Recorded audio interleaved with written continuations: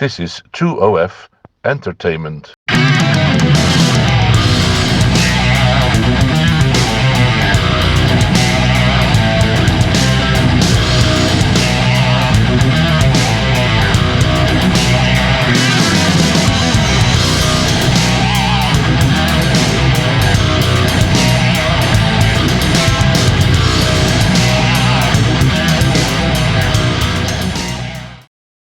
Hi, it's Keir here, and this is actually a follow-up to my earlier video where I was answering a question by Vincent Luchtenberg, in which I said that I wasn't 100% sure that contracts could deploy other contracts, that it made sense to me that they would be able to, but I couldn't guarantee it, and I couldn't remember off the top of my head whether they could or could not.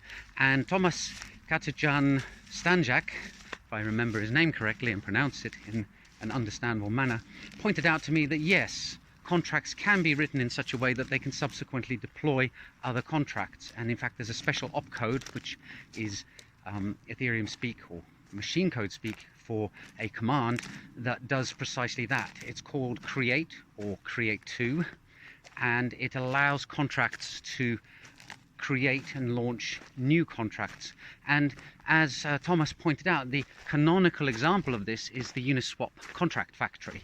So Uniswap provides a block of code that creates dexes, exchanges which have pairs of tokens and that allow you to swap one of that pair for tokens of the other pair, half of the pair.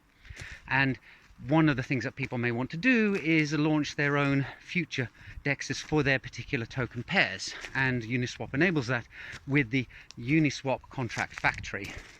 So you call that function with a pair of token contract addresses, and then that contract factory will spawn off or launch or deploy a new Uniswap decentralized exchange specifically for that pair.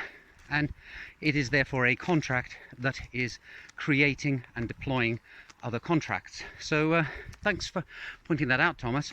Actually, this illustrates a point about computer programming, which is that I did look at the Uniswap contract factory code quite a while back, but what I never did do is actually use the functionality that was in it myself. And as a result, you get an example of the difference between reading about something and actually doing it yourself, and therefore having the experience.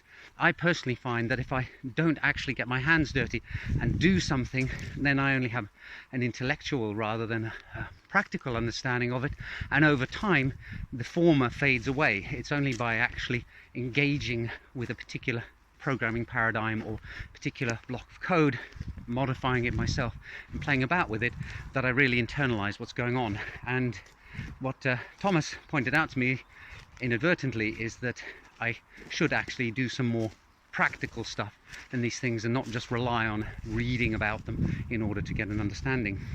So thank you very much, Thomas. That was a very valid point to make.